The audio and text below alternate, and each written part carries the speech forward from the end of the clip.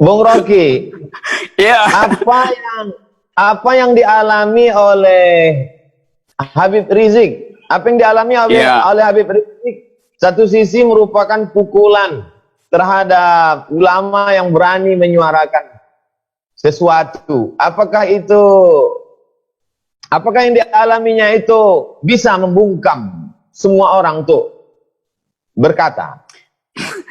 buktinya begitu Habib Rizik dihalangi, mulut Habib Rizik langsung berkembang dia melalui mulut mak-mak, mulut intelektual, mulut mahasiswa, mulut BEM, segala macam.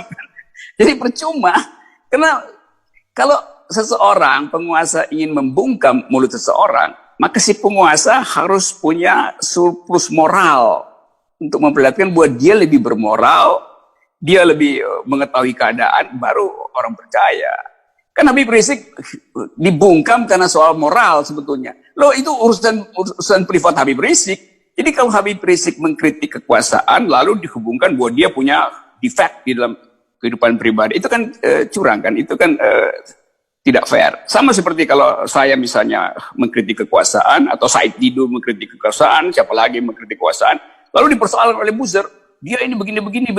Itu nggak ada urusan dengan apa yang dia kritik. Dia mengkritik urusan publik. Urusan privat dia jangan dikaitkan di situ. Itu berarti kalau orang punya rahasia pribadi nggak boleh kritik kekuasaan. Ya di situ sumber dari akal dungunya tuh. Ya, itu yang sekarang pemerintah sibuk kan. Begitu ada seseorang mengkritik, seorang tokoh mengkritik, pemerintah segera menyewa buzzer supaya bongkar kehidupan privatnya tuh. Maka dibongkar panjang lebar tuh.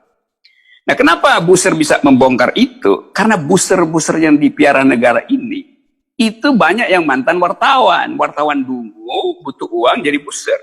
Banyak yang mantan dosen. Dosen yang dungu butuh uang jadi buzzer. Banyak yang mantan LSM. LSM dungu butuh uang jadi buzzer. Jadi mereka tahu profil tokoh-tokoh tuh. Buzzer ini bukan orang yang nggak tahu biografi orang. Mereka juga dulu adalah orang-orang yang bergaul secara dekat dengan orang-orang yang sekarang lagi dia bully. Kan itu soalnya kan. Jadi kalau kita tanya kok buzzer sekarang sedang nonton juga. Oh, pasti lebih banyak yang nonton ini. Saya pasti selalu merasa begitu, karena itu saya hina-hina aja mereka di sini sekarang kan, karena saya tahu mereka lagi nonton. Berarti itu salah sendiri. Beberapa hari ini kita siap-siap lah menerima berita baru ya. Itu artinya bagus juga kalau mulai ada kan pembuktian bahwa nanti Abdul Somad, Rocky Gerung bakal dibully setelah ini. Itu membuktikan buzzer lagi nonton, bagus juga. Ada usaha untuk melunakkan Bung Rocky. Wow, banyak betul. Di antara yang bujuk. Gimana cara yang ditempuh? Wow, mengerikan. Nanti saya WA aja, saya DM aja.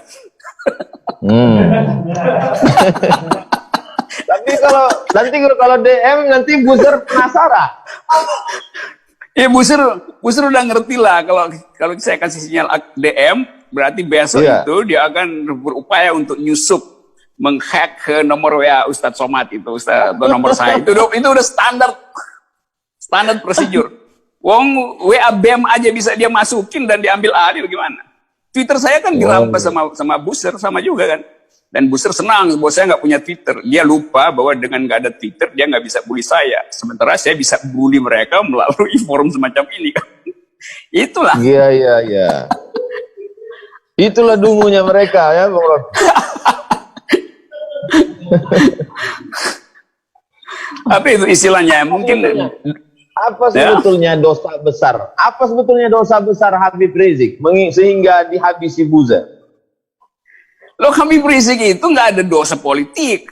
Kan dia kritik politik, lalu dihubungkan dengan dosa-dosa privat. Yang ada urusan apa? Dosa privat itu urusan Habib Rizik dengan akhirat. Nggak ada hak buzzer atau kekuasaan untuk menilai seseorang selain hubungan dia dengan sesuatu yang dia anggap dia akan bertanggungjawabkan nanti kan.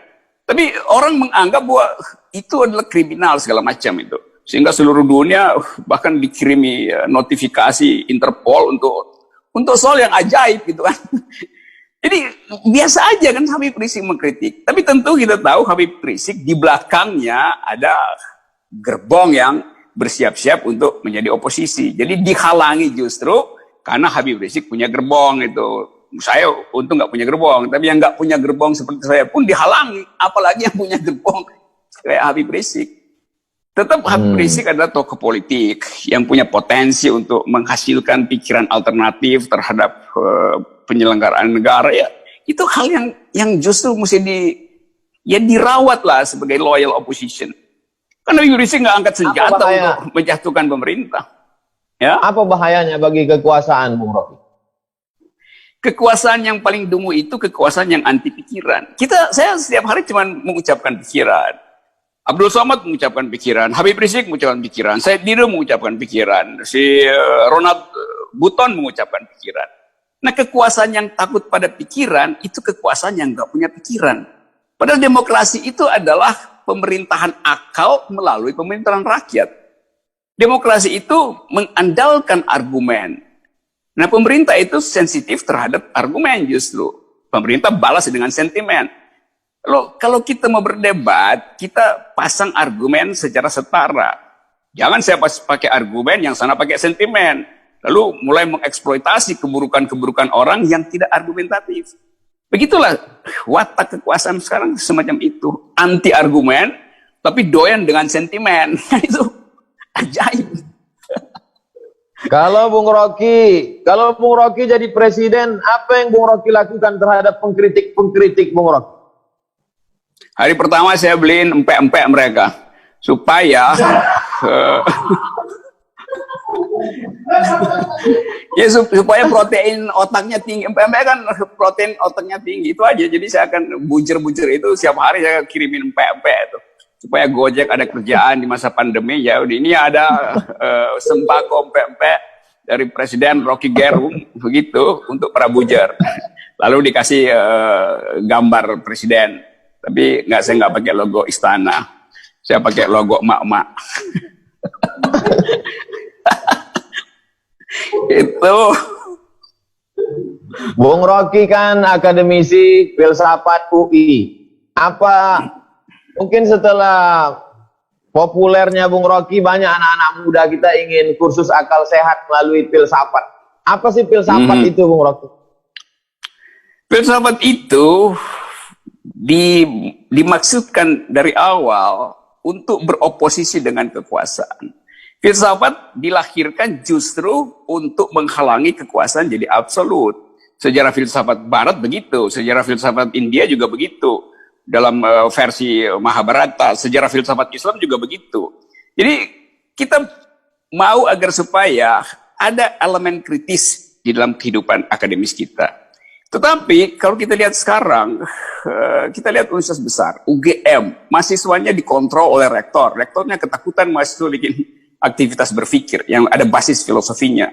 Lalu diancam. UI juga begitu, banyak seminar yang dibatalkan hanya karena semacam sinyal samar-samar dari rektor. Kenapa itu terjadi? Karena rektor sekarang adalah bawahan presiden. Jadi rektor-rektor ini selalu kan punya semacam maksud yang terselubung, yaitu mendekatkan pada kekuasaan. Kalau dari Safol bisa jadi menteri pendidikan, maka dia larang orang berpikir. Dianggap bahwa kadang-kadang dianggap Anda mahasiswa itu tidak boleh bikin seminar, harus dibimbing oleh profesor. Loh, prinsip universitas, mimbar akademis itu adalah mimbar sivitas akademi, bukan sekedar mimbar profesor kan, guru besar kan. Itu kan alasan rektor aja, bahwa mesti ada guru besar yang dampingi. Siapapun yang punya dalil akademis, dia punya hak untuk naik mimbar akademis. Mau dia mahasiswa, mau dia dosen biasa, mau dia profesor, itu setara, dijamin kebebasan akademisnya. Kalau dibilang itu mimbar profesor, mimbar guru besar, banyak guru besar yang otaknya kecil gitu. Itu di Indonesia banyak gitu kan. Jadi kita ingin kembalikan fungsi dari kampus sebagai penyuplai akal sehat. Nah, akal itu hanya disebut akal kalau dia bisa dikritik. Pikiran hanya disebut pikiran kalau dia bisa dibantah. Kalau saya kalau saya mengucapkan sesuatu dan tidak boleh dibantah, itu artinya saya lagi berdoa. Doa nggak bisa dibantah. Tapi pikiran itu bisa dibantah. Nah, cara membantah yang paling mudah adalah tampilkan di wilayah akademis. Karena di situ ada metodologi kan. Kan kalau pikiran dipamerkan di pilkada, di panggung dangdut kan nggak bisa dibantah kan. Karena yang datang kan konstituennya mah tepuk-tepuk tangan aja. Lain kalau pikiran akademis, itu akan membantah. Jadi mimbar yang paling mungkin untuk merawat akal sehat, ya memang mimbar akademis. Dan itu nggak boleh dikendalikan oleh kekuasaan itu. Kampus sebagai pusat akal sehat dikendalikan, dibungkam, ditutup, lalu ini berarti gambaran kematian akal sehat. Akal sehat nggak akan mati. Dia dimatikan di kampus, dia akan cari gorong-gorong baru. Yang namanya webinar semacam ini. Yang namanya YouTube. Saya perhatikan begitu kampus ditutup, dosen-dosen pada bikin YouTube baru tuh. Dan semuanya adalah menghajar kekuasaan. Jadi percuma ini gelombang akal pikiran ini, gelombang akal sehat. Dia nggak bisa dihentikan lagi karena kekuasaan tidak punya alat penghalang. Penghalang dari akal pikiran adalah pikiran. Kalau kekuasaan tidak punya pikiran, maka akal pikiran kampus dan kritisi itu akan melampaui dan membanjiri kekuasaan. Cuman itu. Jadi kalau kekuasaan ingin menghalangi pikiran, nah mulailah dia berpikir juga tuh. Jangan cuma jadi pesuruh, jangan jadi petugas partai, jangan jadi boneka dari konstelasi kekuasaan dunia. Itu artinya orang baca, kalau pemimpin nggak punya pikiran, itu bukan sekedar membahayakan istana, membahayakan bangsa ini. Karena konstitusi menyuruh supaya kita tumbuh dalam pikiran, cerdaskan kehidupan bangsa, itu perintah konstitusi yang nggak main-main. Nah, karena itu kalau presiden misalnya tidak mencerdaskan kehidupan bangsa, dan kita bisa ukur itu secara kuantitatif, itu bisa dinyatakan dia tidak menjalankan konstitusi. Maka ya bisa diimpeach karena tidak mencerdaskan kehidupan bangsa, kan akan jadi tertawaan sejarah. Ada presiden yang diimpeach karena tidak mencerdaskan kehidupan bangsa. Lalu orang mulai berpikir, kenapa dia tidak mencerdaskan kehidupan bangsa? Ya. Tapi kampus tidak boleh bicara tentang impeach. Ya justru itu anehnya tuh. Kampus Fakultas Hukum nggak boleh bicara tentang pemaksulan. Padahal Undang-Undang Dasar mengatur soal pemaksulan. Loh, kampus bicara tentang apa yang diatur undang-undang kan? Kan kampus lagi bicara pasal yang ada di konstitusi, yaitu pemaksulan. Lalu orang bilang jangan ngomong pemaksulan. Kalau begitu hapus dari konstitusi dan pemaksulan itu. Jangankan pemaksulan, konstitusi aja bisa diubah, diganti. Nanti orang larang, jangan bicara tentang penggantian konstitusi. Loh, konstitusi bilang di pasal 37, saya bisa diubah. Syarat-syarat pengubahan, ada presentasi sidang, keputusan. Konstitusi sendiri memberi peluang dia untuk diubah. Sekarang kekuasaan melarang itu. Kan itu ajaib cara berpikirnya tuh.